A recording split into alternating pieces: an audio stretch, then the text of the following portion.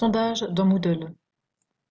Allez sur le cours Moodle où vous avez envie de rajouter un sondage, passez en mode édition si ce n'est pas déjà fait, et on va ajouter une activité de type sondage, donc vous la trouvez ici, sondage. Je vous propose de faire deux sondages, on va faire un sondage de type vraiment consultation, et puis un sondage de type création de groupes pour des exposés. Alors on va par exemple demander aux élèves s'ils ont un ordinateur personnel. Donc le nom du sondage, c'est le nom qui s'affichera sur la page d'accueil. Donc ça peut être sondage simplement par exemple. La description, elle va s'afficher une fois que les élèves auront cliqué sur sondage et c'est typiquement la question que vous voulez leur poser. Donc par exemple, avez-vous un ordinateur personnel? Vous pouvez afficher horizontalement ou verticalement les réponses, on verra tout à l'heure. On va laisser horizontalement ici et puis on va laisser par défaut. Donc on va dire que un élève ne peut pas changer d'avis, qu'il ne peut pas avoir plusieurs réponses possibles, et puis qu'on n'a pas besoin de limiter, c'est-à-dire que tout le monde peut répondre oui ou tout le monde peut répondre non, il n'y a pas de limite à chaque réponse possible. Et alors on va mettre simplement oui ou non,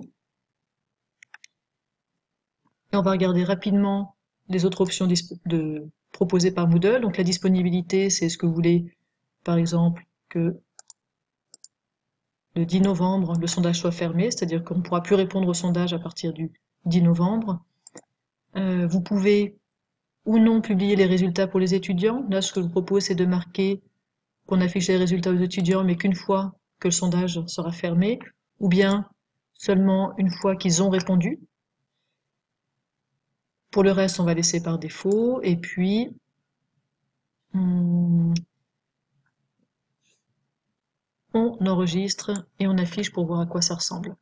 Alors peut-être je reviens sur la page d'accueil pour voir que donc il y a une activité qui s'appelle sondage qui est apparue, et donc si je clique sur sondage, j'ai la question, avez-vous un ordinateur personnel? Et je peux répondre oui ou non. Alors je vais répondre oui. Et une fois que j'ai répondu, je peux voir les réponses. Donc oui, il y a une réponse oui, et puis non, pour l'instant 0%.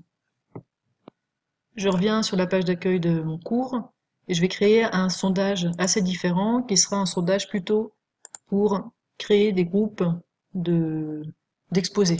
Par exemple, je vais l'appeler exposé, et je vais demander aux élèves sur quel sujet ils souhaitent travailler. Alors, je vais encore dire qu'on peut pas modifier son choix, ou oui d'ailleurs, pourquoi pas. Je vais autoriser les élèves à modifier leur choix. Je peux leur permettre de choisir plusieurs thèmes. C'est peut-être plus simple, on va dire là, pour l'instant, que donc ils en choisissent qu'un. Et surtout, je vais limiter le nombre de réponses permises. Et donc, par exemple, s'ils veulent préparer sur Vivaldi, je vais limiter à 4 le nombre de personnes qui peuvent répondre sur Vivaldi. Sur Bach, pareil, je vais limiter à 4. Sur Couperin, je vais limiter à 4. Et donc, au maximum, 4 personnes pourront répondre sur Vivaldi, 4 personnes sur Bach et tout ça. Et donc, ça me permettra de faire des groupes de travail. Pour la disponibilité, mettons que je ne limite pas dans le temps. Et ici, ce qui pourrait être intéressant, c'est de toujours afficher les résultats aux étudiants, ce qui permet aux étudiants de voir à l'avance les groupes qui sont déjà constitués. Et puis, de publier les résultats non pas anonymement comme c'est proposé par défaut, mais avec le nom des étudiants. Donc je peux savoir qui s'est inscrit dans quelle thématique jusqu'à présent. On va laisser tout le reste par défaut. Ah, peut-être qu'on peut changer aussi, là-haut il y avait affiché horizontalement ou verticalement, c'est simplement que les réponses verticalement, il y aura réponse 1, puis réponse 2 en dessous, puis réponse 3 en dessous, au lieu de les mettre côte à côte. Ça change pas grand-chose. J'enregistre et je reviens au cours. Je vois mon activité exposée qui est affichée. Si je clique dessus, je vois les réponses qu'il y a pour l'instant. Pour l'instant, j'ai pas de réponse.